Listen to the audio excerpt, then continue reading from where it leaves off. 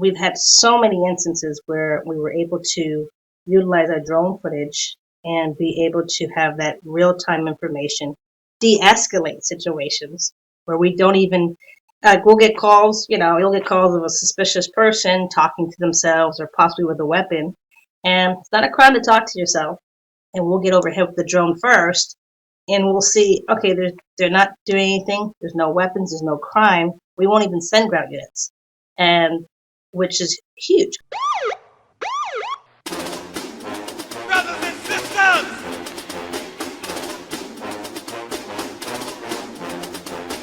brothers and sisters, I don't know what this world is coming to. You're listening to the Black and Blue Podcast, a discussion and celebration of the roles of African Americans and other minorities in U.S. law enforcement. Your host on the Black and Blue Podcast is Dale Peters, a law enforcement professional with over 20 years experience in the business. Hop on board this Black and Blue train of interviews, current events, and pop culture conversations. So get ready. The Black and Blue Podcast is coming at you right now. What up, Black and Blue fan? Welcome to the Black and Blue Podcast, where we celebrate diversity in U.S. law enforcement. Y'all know me. My name is Dale, and I'm the host. Thank you for tuning in to this little endeavor of mine to bring you stories of minority law enforcement officers from around the country. Why? Because in this day and age, we need more folks like me and you in policing. And I hope I can do just a little something to help with that. If you want to help me along in this endeavor, please click those like, subscribe, and bell icons right down here on my YouTube channel. And if you're listening to me on your favorite podcast platform, please consider rating the Black and Blue Podcast 5 stars. And check out the Black and Blue Podcast social media pages for even more Black and Blue content. You can find me everywhere at Black and Blue US. All right, so today's guest is a veteran of the Chula Vista Police Department. Black and Blue fam, let's hear it for Lieutenant Miriam Foxx.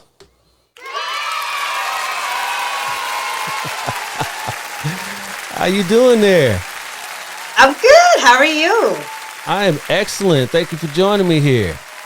Thank you for having me. Absolutely. So what's going on down there in Chula Vista today? It's a beautiful sunny day. As you can see, the sun is out. I think the high today is going to be like in the low 70s, so it's rough. We're rough in January here.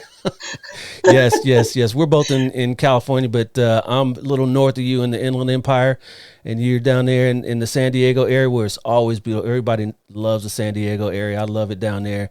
How long you been down there in the San Diego area? Well, I've been in San Diego since I got stationed out here in the Navy since 1990. Oh, wow. Well, no, Yes. We'll definitely talk about that then. So you've been out here for a little while. Yes. Great. All right. Tell everybody a little bit about Chula Vista, where it sits, population size, and all that real quick. Well, city of Chula Vista is located in San Diego County, like you said. Our southern edge of the city is about 7 miles from the border. So just south of us is the southern San Diego area. We have approximately 270,000 population and growing. Our city's still growing. About 52 square miles, and it's a beautiful city. We have a lot of new development still going on. So it's one of the few California cities that still has some growth. Some room to grow, huh? Yes. Yes. Chula Vista, yeah, that's a growing population. Years ago, I used to work for the Border Patrol, and there's a station down there in Chula Vista. We used to call it Chew, and so I'm sure you guys work a lot with them. What's that relationship with the Border Patrol and all the other agencies down there at the border? Well, you probably remember this. The relationship's really good. All the agencies, we're all here to help each other. If there's any type of assistance needed, we support everybody. Federal, local. We have a really good relationship, so it's a blessing to be in law enforcement down in San Diego County. Excellent. And your department, Chula Vista PD, how large is that?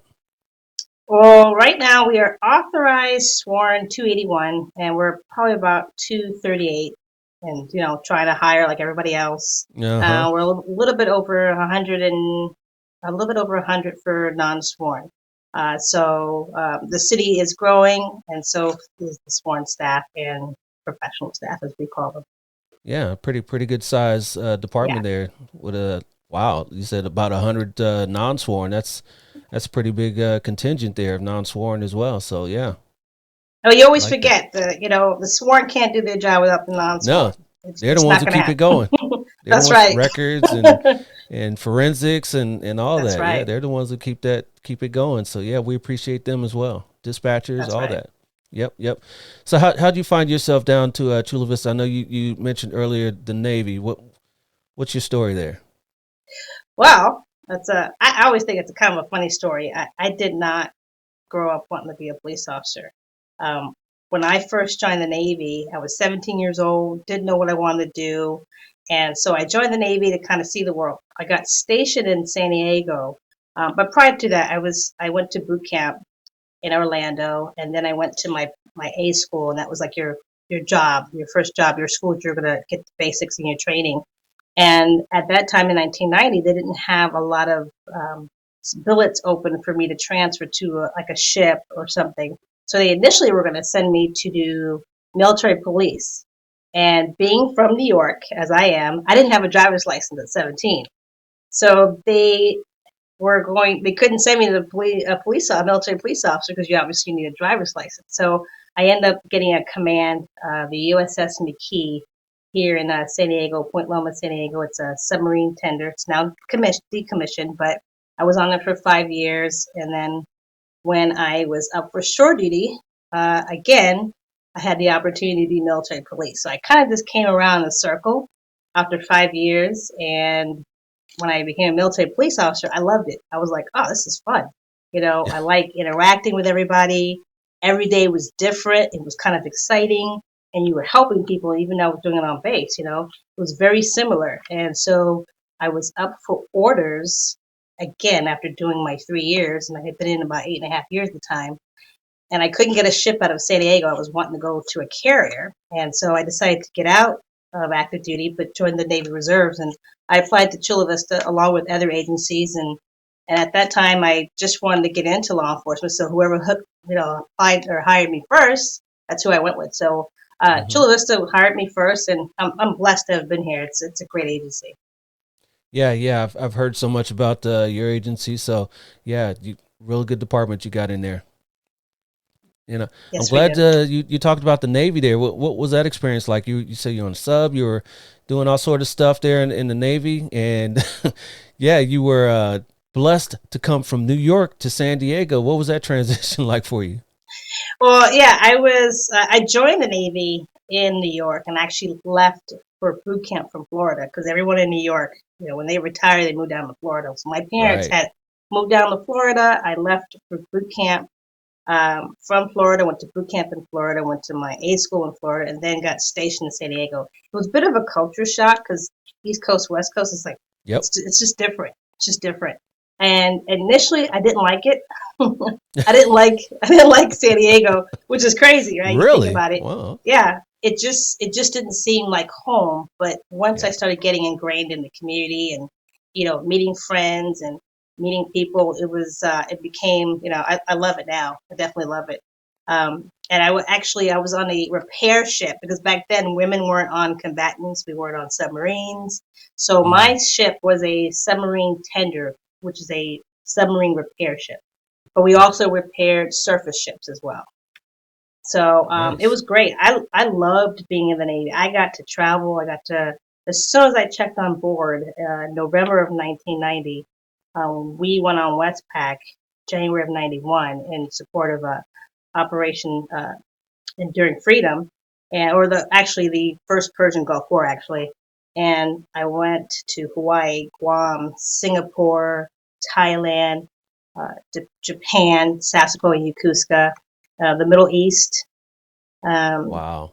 Hong Kong. So I got to travel, see the world. It was so eye opening to go around and see all these different cultures. And, I had only been to New York and Florida and then San Diego. So it was crazy. But it was such an experience. And I was so thankful that I did it because it helped me grow up, mature, and just learn about the world, and that it wasn't just my little area that I was used to. So I Yeah, think it kind of yeah. helped set me up to be in law enforcement too.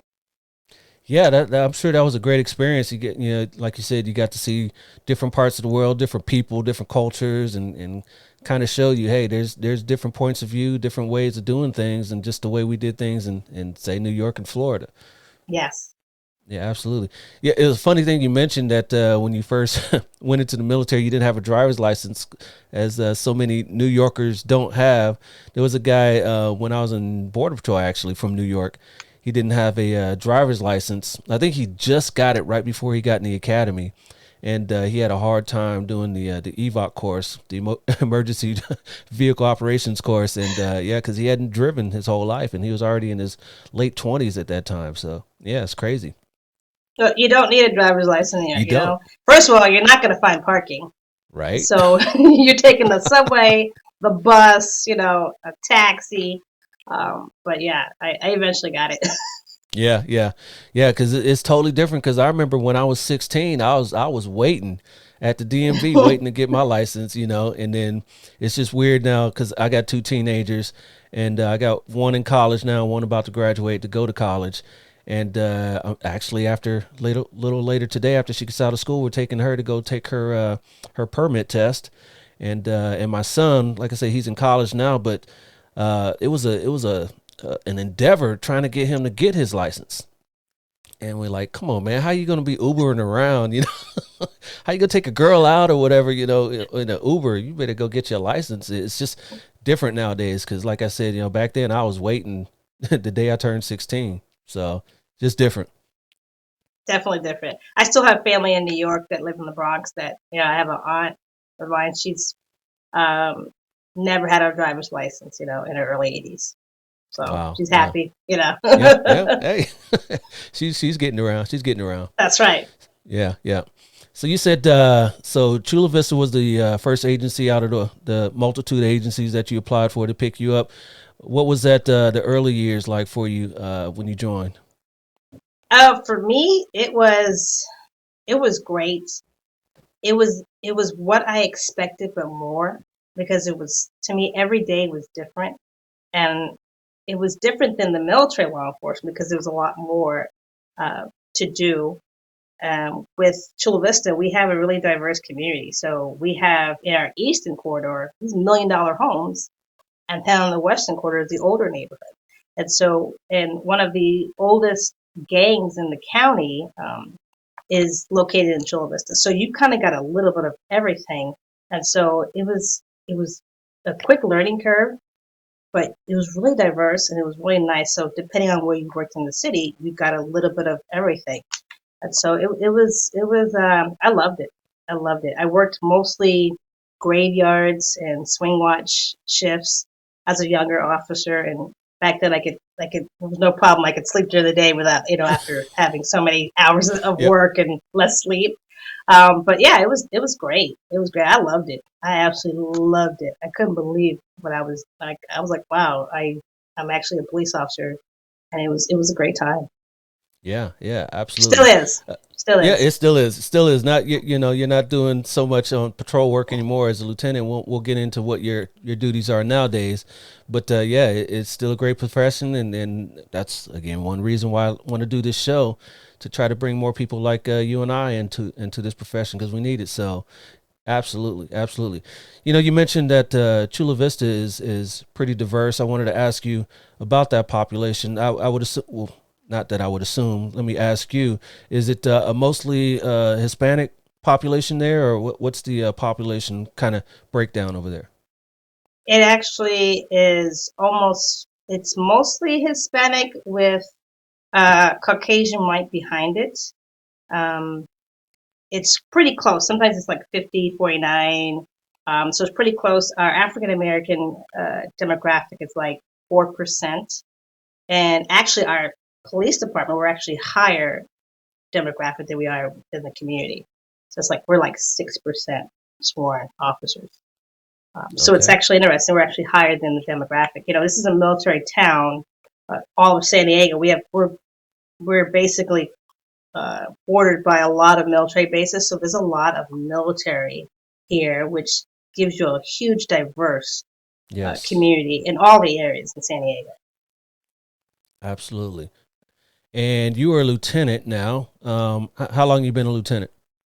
I got promoted in 2015, the end of 2015. So a little bit of time. Yes. Yeah. All right. So you're a senior lieutenant there. What's your assignment now? Currently, I'm the strategic operations lieutenant. So I am in charge of different duties as assigned, but one of my main duties, I'm the manager of our unmanned aerial systems program, our UAS program. Nice. And I see one of those back there behind you. Yes. All right. Yes. What is that model there? That's the 210, the DJI 210 Okay. Dimitris. So so you guys have a whole cadre of them. My department, we've got maybe 10. So yeah, yeah. How do you like that? Fly? Do you actually fly them yourself, or? I do. I actually, everyone from my captain on down, we're all Part 107 certified. So we're licensed by the FAA to fly UAS vehicles. So, which is kind of cool. I wanted to Yeah, make sure I learned and knew what it was. It was probably one of the hardest tests I've ever taken. I've You heard. I've just, heard that oh, test is crazy. Yeah, FAA test, right? absolutely, and it is just a smidge of what pilots have to go through it. And I was like, wow, so much respect because there were so many things you have to learn that you just didn't realize was important when it came to, flights and stuff like that. And so, yeah, I love being a part of this program.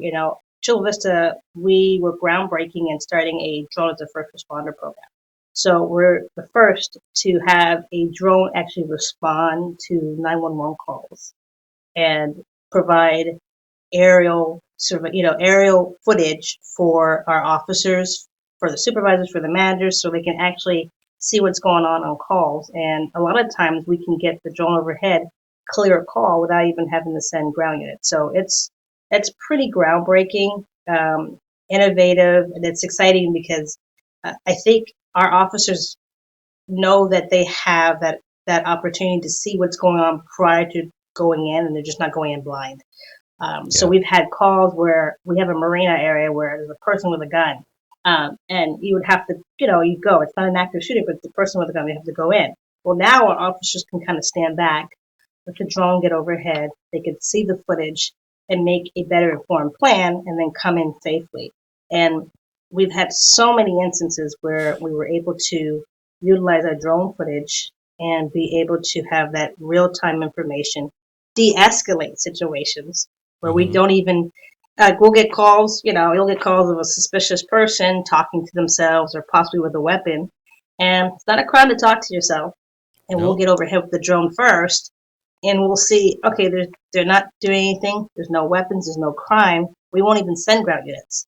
And which is huge because the community, Yeah. especially today, they don't necessarily want to interact with officers all the time, and we get that.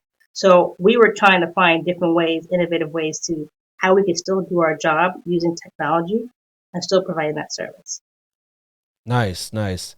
But do you guys still use the traditional air units? Air support as far as helicopters and all that. Absolutely, absolutely. We use San Diego PD, San Diego County Sheriffs. They have their helicopters. We actually work together with them. So with the drone, we're 400 feet or less. The helicopters are above that. We'll be on a call with our drone, and the helicopter will be there. So we work together with them. They understand what we're doing. They've seen our program, and we're grateful to have that relationship and partnership with them. Excellent. Excellent. And drones, that's a little bit more involved in consumer level. The little ones you can get off of Amazon, I'm sure. Well, what are some of the things that your drones can do? I know that night vision. I'm sure. I'm sure there's a big conspiracy out there that people think that they're going to be able to drop bombs on us and on people's. And I'm sure none of our drones do that, ladies and gentlemen. None of our drones do that. But tell everybody a little bit about the capabilities of your aircraft there. So for our drones, we are utilizing the DJI Matrice 300s for the DFR program. We also have other drones that we use as well, but for the DFR program, um, the drones can switch to thermal. And a lot of times our fire department has access to our footage and we'll respond to a car fire or a brush fire and we'll be able to switch to thermal and it assists the fire department in how they're going to attack the fire and do their job better.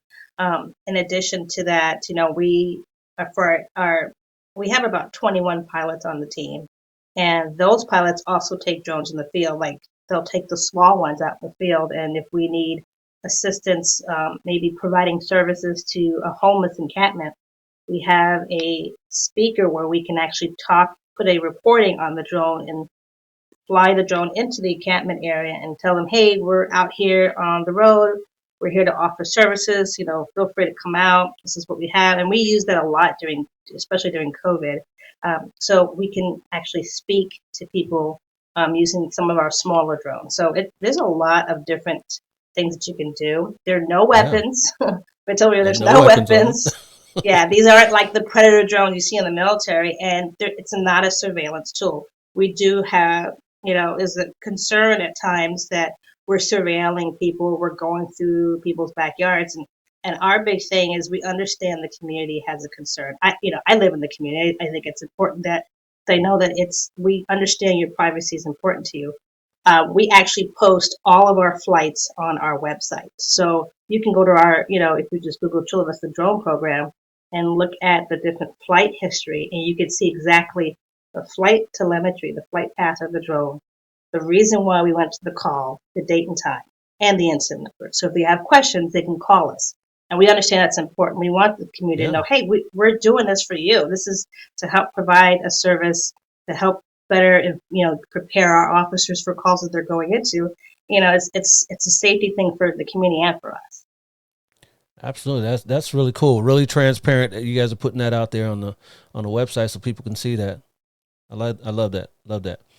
And we've got I'm part of a community policing unit in my department, and one of the officers in the unit is a drone operator, I guess. I don't know what they call it, what you guys call it, but he told me all about the testing and all that. But he's also part of the social media team, and he uses it for some of the social media posts that our department does. You guys utilize it for some of the more non-traditional stuff as well? Well, right now we do at times may assist, but it's mostly for assist with calls for service right now. All right. But no TikToks with it, huh? No TikToks. No TikToks. We do get calls for service about drones flying over communities, and we'll make contact with those pilots. It's actually not even us. And it's like a lot of real estate are using drones.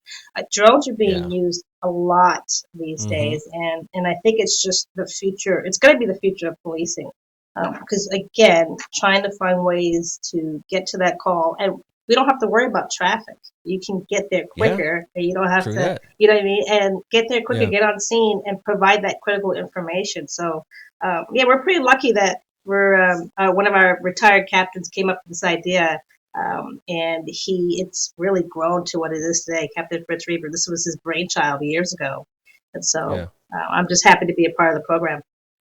So LT, so you're telling me one day we can be like the fire department and just sit back in our lazy boys and respond to calls from a drone? Well, it's funny. My captain always talks about, my captain Don Redmond always talks about his idea for where the program is going to go to in the future is basically, the drones, the way they're going in the future, that they're going to be like a drone in a box type system where it's autonomous. And they'll be stationed at every fire department, because every fire station is strategically placed for response times for calls for service. So we'll have a drone at every fire station, and there's a priority 1 call that comes in or a priority 2 call that comes in, and the drone launches based on the live 911 call, gets overhead, and then the pilot, it's just actually a sworn officer, still pilots the drone. Even though we still think it's important that a police officer is piloting the drone, because the police officer is going to know, oh, you know what, this is not exactly what the caller said, because we understand the community may not understand. They'll say, oh, I'm being robbed and someone stole their bike like a week ago. So it's nice. It's important to have an officer that's actually piloting the drone, being able to feed information to the officers on the ground and say, hey, this is the direction, this is the description, or whatever other information that's important to help them do their jobs better. All right. Yeah, that sounds like a fun assignment. How long have you been in that capacity? I just got this assignment last year, March. All right. Nice, nice. What are some of the other assignments you've had in your tenure over there at CHU? I did patrol as a young officer. One of my first assignments was Street Team Gang Suppression Unit. That was a great assignment. I loved it. From there, I worked gangs as a homicide detective. And then I was in homicide a couple of times, and then I worked family protection unit as a detective. And then I transitioned when I got promoted to supervisor to sergeant. I worked property crimes, professional standards unit, and then when I got promoted to lieutenant, I was a patrol watch commander, and then went back to professional standards unit as a lieutenant. Short stint in criminal investigations division, and now I'm in strategic operations. All right, all right. And another catalyst of this program is I want to show people what it's like to be an officer, and you being a female in this mainly male dominated profession. Tell everybody about your experience as a young officer coming up. It's a little different now as a lieutenant, but as a young officer coming up as a female in this profession. I was always blessed that I worked with a lot of good people. I had a lot of good mentors. My chief, she was the first female lieutenant, first female captain, and now the first female chief. All right. So seeing that coming up in my organization it was really, really impactful. But I always felt like as a female, I wanted to make sure that there was no doubt of my abilities. And I always felt when I went to a new unit, I had to work harder, make sure I was working late, doubling the work, because I wanted to make sure my partners knew. And I always had good people working around me, but I always felt that pressure, more so as a female, to make sure I could do the job. And I'm shorter, so smaller stature, and that sometimes has perception as reality. And so I always felt like I had to make sure I was doing my job and make sure it was perfect, because I didn't want my male partners or male counterparts to think that I wasn't going to be able to back them up. But again, I was really lucky. I was really fortunate, and obviously, throughout the years, being able to show that I can do the job. I think a lot of women do feel that pressure, and no one's coming up to me and saying, "Oh, you're a female, you need to do more." But you feel that pressure. You feel that pressure.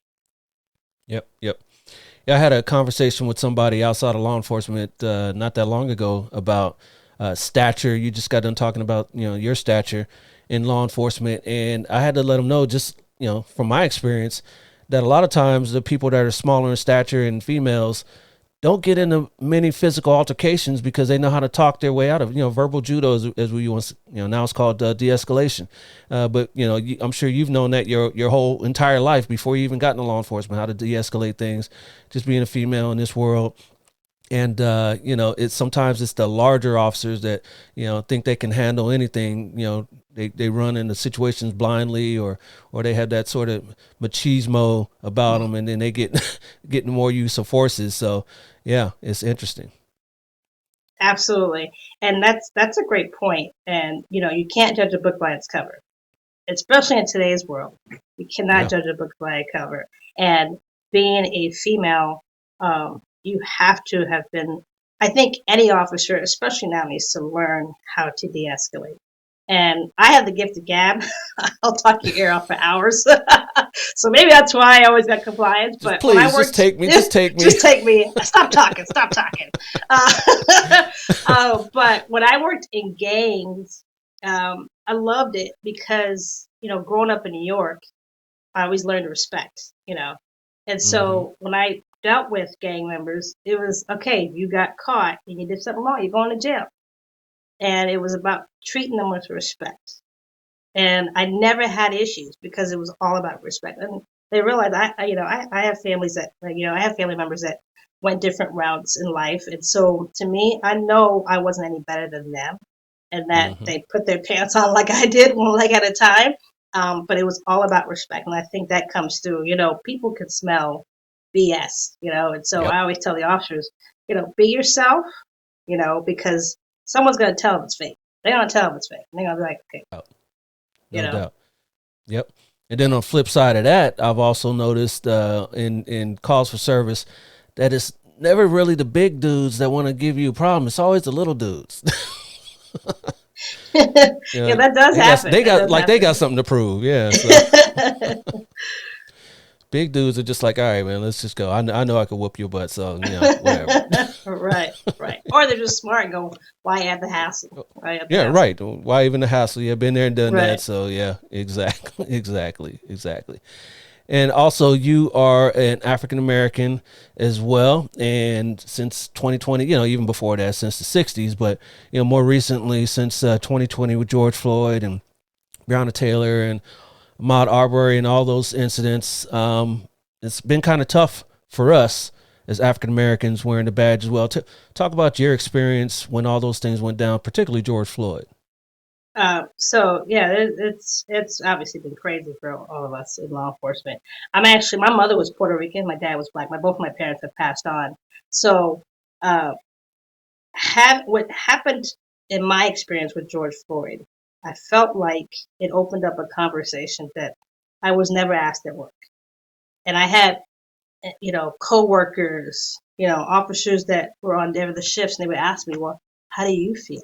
I never thought about asking you how you felt. And that blew my mind because I never had anyone ask me. I remember having a conversation with one of my officers at the time in the unit I was working, and he was saying that I never heard of Emmett Tillman. And I was like, really? And he was asking me, did you know about that story? I'm like, yeah, we talked about that when I was a kid at home. And so that was crazy to me. But also I think it was great because it opened up conversation. It was a horrible situation to see that happen and go, wow, I don't understand why that was happening. But it also opened up a conversation that I think needed to be had amongst communities internally as well, in agencies, to where they were asking officers that were, minority officers, African American officers, hey, how do you feel? How does this make you feel? I have always, even in patrol, I have gotten that, oh, you're not really Black, and that was happening years ago. I've been on the department 23 years, and that was happening years ago. So did that really change? I feel like maybe it's more polarized, it's more visible now, but to me, that's always happened. But I feel like the conversation, there's more questions I didn't know. People would say now, officers that are, Caucasian or not minorities would say, I didn't know. And to me, I guess that conversation's good, because we need to start having that understanding so we can move forward together and figure out, how do you fix this? How do you fix this divide? Yeah, absolutely. And having that conversation is always good. And, now that they actually saw what a lot of people have been talking about for years, when the George Floyd incident happened, right before our very eyes, and all those other Facebook lives and all those other sort of things. Is your department really big on training, on de-escalation, on tactics, on things of that nature? And one big thing now is, since George Floyd, is duty to intercede. I know that's something that most of us already did, but now it's been codified. What's your position on that? Oh, I think it's great. Our agency, we did the implicit bias training 2 or 3 years ago. We did the duty intercede training last year. We updated our policy.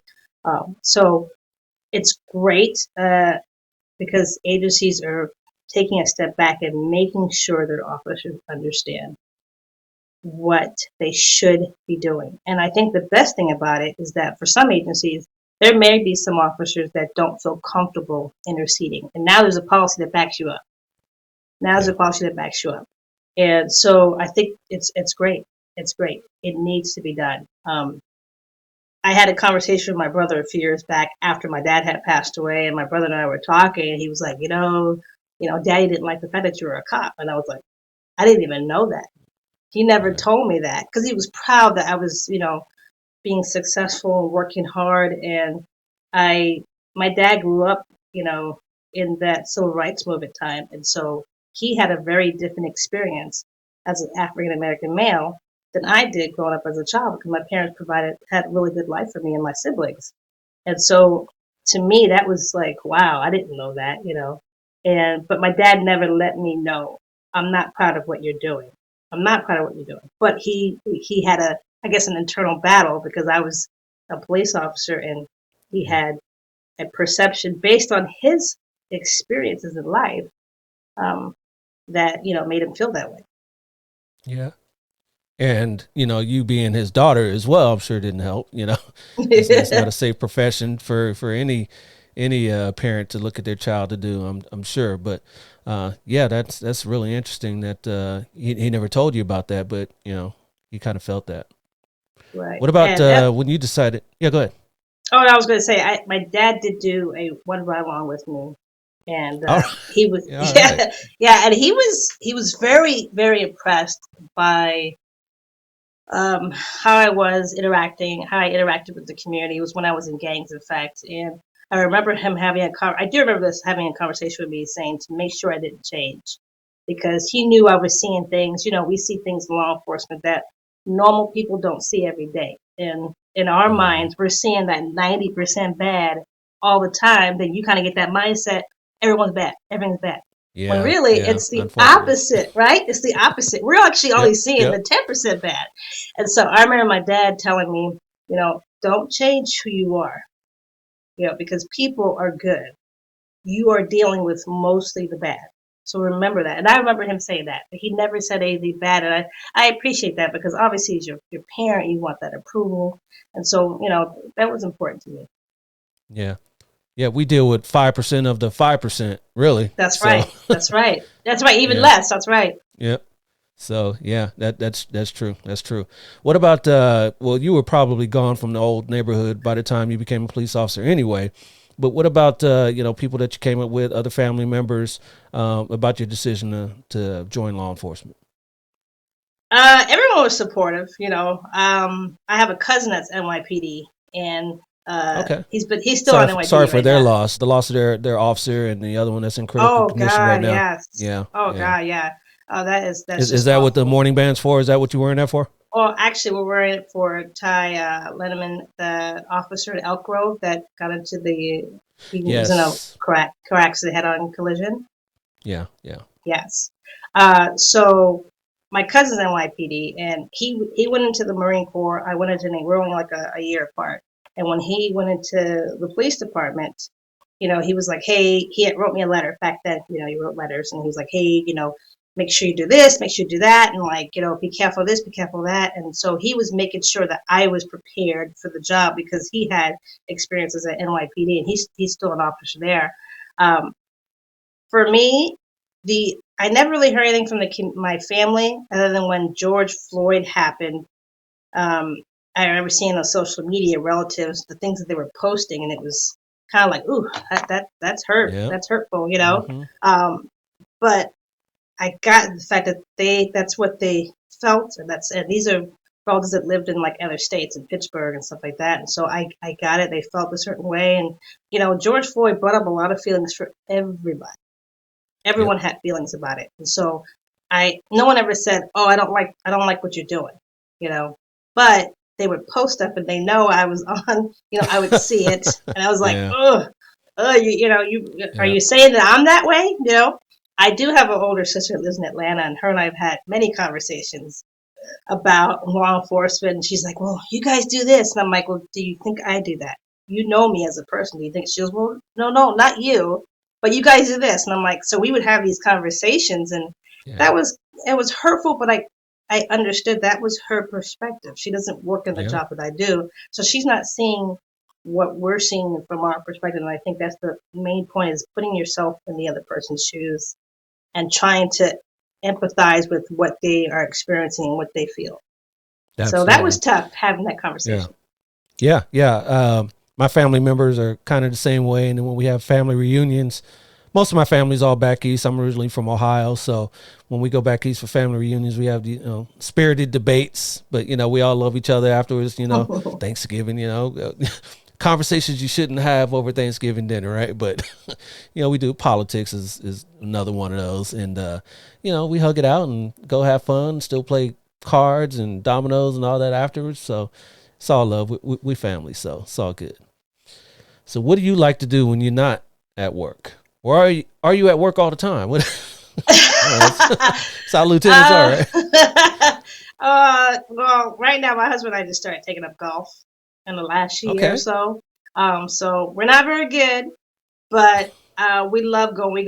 We try to go every weekend. So because we're still learning, and we know everyone's telling it's gonna take years. So we're like, it's cool. Yep. We walk the course. So we're like, okay, we get some exercise, and we're outside. So right now, I'm loving golf. I'm loving golf. And then I went back to school, so I'm also busy with school. I'm getting I went back to get my doctorate degree, All and I just right. started. It's gonna be some years, Yeah. but that's keeping me pretty What busy. But I'm excited what about what that. discipline? It's gonna be criminal justice management with a specialization in leadership. All right. Well, good luck Yeah, with that. A thank couple you. years, to go on that, and call you Yeah, Dr. serious. Fox. God willing, God willing. It's one of Yeah, my things yeah. on my list of like, okay, I want to do this. I've always wanted to do it. Wanted to go back and get my degree, my doctorate degree. So I'm like, why not now? Nice, nice. Well, good luck with that. I Thank wanted you. to ask you at the end of this, we're gonna play a little trivia, not a trivia game, we're just a little lightning round game here with you. And I was gonna come up with something about your last name Fox, but I didn't. I didn't come up with it. I've never met an actual fox. I always know there was a Jamie Foxx. I think that's his stage name. Red Fox. I think that was his stage name. So there's an actual fox with two X's even, huh? That's right. That's right. My husband is into kind of going back through his genealogy, trying to find, where his family came from. My husband's from Texas. And the Fox Hey, that's name where Jamie's initially, from, right? that's right. Yeah, Jamie's from. But initially, their name had one X, and throughout the years, they added the second X. So my husband's still doing his research, trying to find. But you know how it's hard, with African Americans trying to find the history because there were so many Yeah, records that weren't taken or they were destroyed in churches when they kept them in Bibles and stuff. So he's still trying to do that. There's little things here and there that he's learning. yeah. My mother and aunt are doing that, compiling history and all that stuff, doing ancestry.com and all the trying to compile who married who and who came from where and all that. Yeah, it's pretty interesting. Really It's so interesting. interesting. Yeah, it is. It is. So yeah, so I'm glad I didn't get into that one though, because there was been some obscure ones. Which Fox is this? I was gonna do Michael J. That's probably not too many other Foxes. I don't Megan Right, Fox right. maybe. Yeah, yeah. Fox and the Hound. I don't know. Right. All right. So what's the future hold for you for Lieutenant Fox here in the next 5 years or so? Oh goodness. Well, I'm gonna try to promote the captain. Want to finish my degree, and yeah, just you know, keep doing the job, keep helping officers. Yeah, Yeah. just plugging along. I'm not ready to retire yet. No. I'm not ready to hang up the uniform yet. I still want to do it. Still want to play. When I retired from the Navy, I did 22 years after doing active and reserve time. I knew it was like, okay, I think it's time to retire, focus on one career. And I know I'm not there yet. I got a few more years. So Yeah. Yeah. And as a lieutenant, there, are you kind of paying it forward, trying to mentor others behind you, other females behind you, to take leadership positions? absolutely, absolutely. And it's nice. I do have a couple of females that I talk to, that one that I'm mentoring specifically, and a couple others that do reach out for advice and input. And it's not just females. Okay. I'll Yeah. connect with any officers, and do a lot of the officers come to me because I'm military and they're prior military, and they ask, okay, how was that transition? Or they're in the reserves, and how to, the biggest thing about being in the military reserves is how to balance reserve and full time career, because it's like having another full time job. So yeah, I think it's important for us as leaders that to help bring those up behind us. And funny story, I had an officer recently come to me who, when I was in professional standards and an RPD, it's backgrounds recruiting, IA training, and Mm-hmm. I met him when he was getting hired throughout the process. And that was probably one of my favorite jobs, was to do that, because you got to see them when they took the written test and then they did the physical agility. And then you see them as they progress and then go to the academy and graduate. And he recently Yeah. told me, and he's on a different ship. I don't even see him. He works weekends. And he was like, you were such an, you're an inspiration to me. And I was just like kind of floored because, he's African American. And I thought, wow, I didn't realize I had that impact. I don't even see it. But he said what I'm doing, where I'm at. And so that was kind of cool, and you have to remember, I think for any of the leaders, there are going to be officers in your department that are going to probably look up to you. And so setting that example, being available and, being approachable, even when you see them in the hallway, and just saying hi and speaking to them and, hey, do you need help? Or how are things going? And then asking them about their career and things to help them get through. Because we all went through that.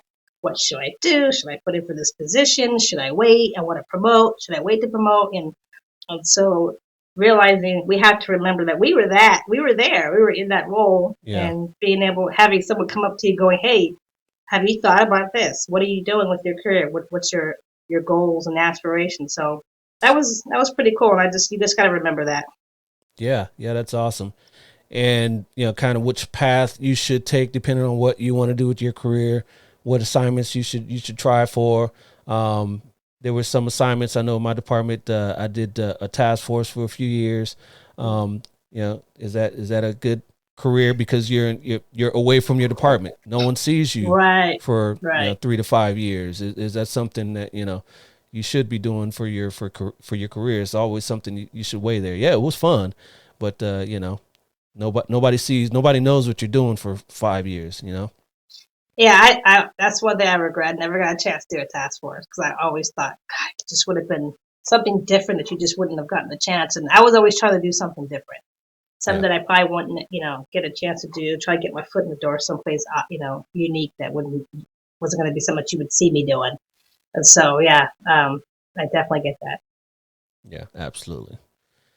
All right, LT, I appreciate you coming on. This is really fun. Got some good information about your drones and about you and your department. And That's right. So like I said, through the magic of editing, we will go back and I will do this. This what I call. Last night I saw a superhero. He was black. He said, "This is for the street. Black lightning's back." All right, this is my lightning round. Lightning round is gonna quick fire some questions at you. You just throw some answers back at me. My first question was going to be an assignment that you wish you had done, but you hadn't, and you already kind of answered that already. A task force position. So we'll skip over that one. But here's your first one: Prince or Michael Jackson? Prince. Prince. All right. Yep. Me too. I love them both, but Prince was more mature to me. Yeah, and then when things came out about Michael Jackson, I was like, damn it. Yeah. And then there's that. Yeah, and then with our background, we start going, damn. Yeah, no doubt. Yeah. Best cop TV show ever. TV show. Yeah. There's been a few of them, Hill Street Blues and 21 Jump Street, and you can't think of one. That's all right. God, what about best cop movie? How about best cop movie? Oh, okay.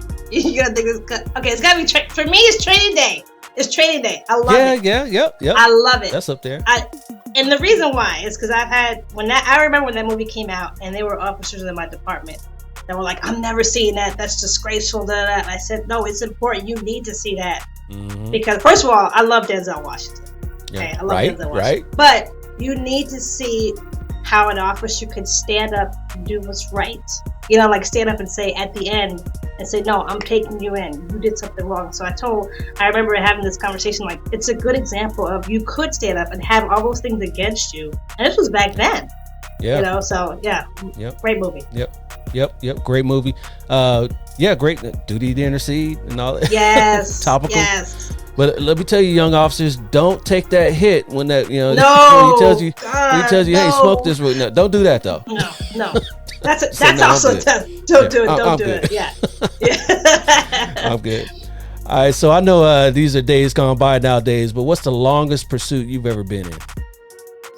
Ooh, longest pursuit I've ever been in was not so much pursuits anymore, but yeah. Yeah, no, this was I was in patrols on swing watch, getting ready to get off of work.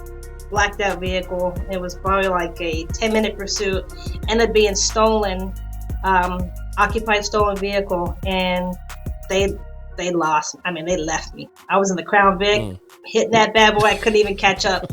They left me, crashed like 4 or 5 blocks down the way, and they ran. We didn't catch them, and I was like, man, it was a stolen vehicle. That was about 10 minutes. Yep. All right. I'm sure you seen Black Panther, right? Yes. Black Panther movie. So with Chadwick passing and everything, they, Disney said, Marvel said they're not gonna recast the role, but some people think that they should, recast the T'Challa role. If they did, who do you think would be a good actor to take over as Black Panther? T'Challa. Oof. Yeah. Who do you think would be good fit? Michael B. come back as him, or yeah, but he was so good as the cousin. Yeah. Ooh, or I don't know. I mean, should you recast Denzel's son? Yeah. Oh, John David. David Washington. Maybe. I just feel like I guess I agree with they shouldn't recast, but yeah, maybe David Washington. Okay. Maybe. Right. Maybe. Yeah. All right. Maybe. Yeah. What's your duty weapon? Right now it's a Springfield Armory 40 XDM.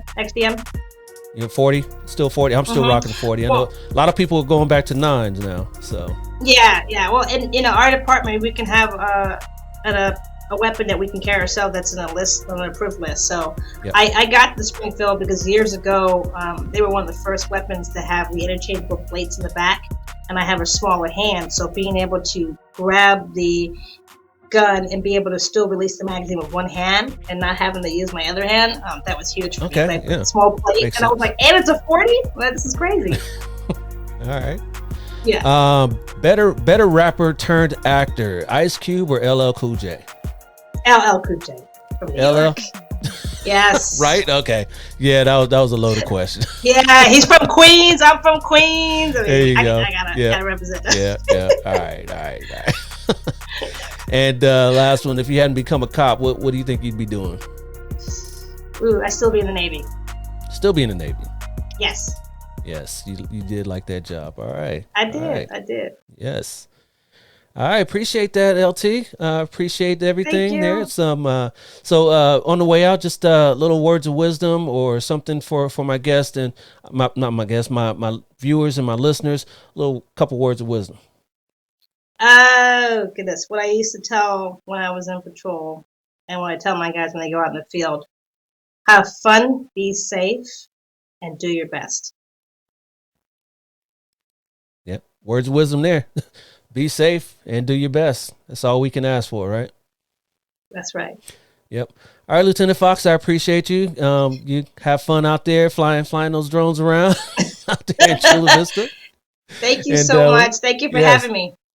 Yes, and we'll talk soon. I appreciate you. All right, take care. All right, you too. Bye.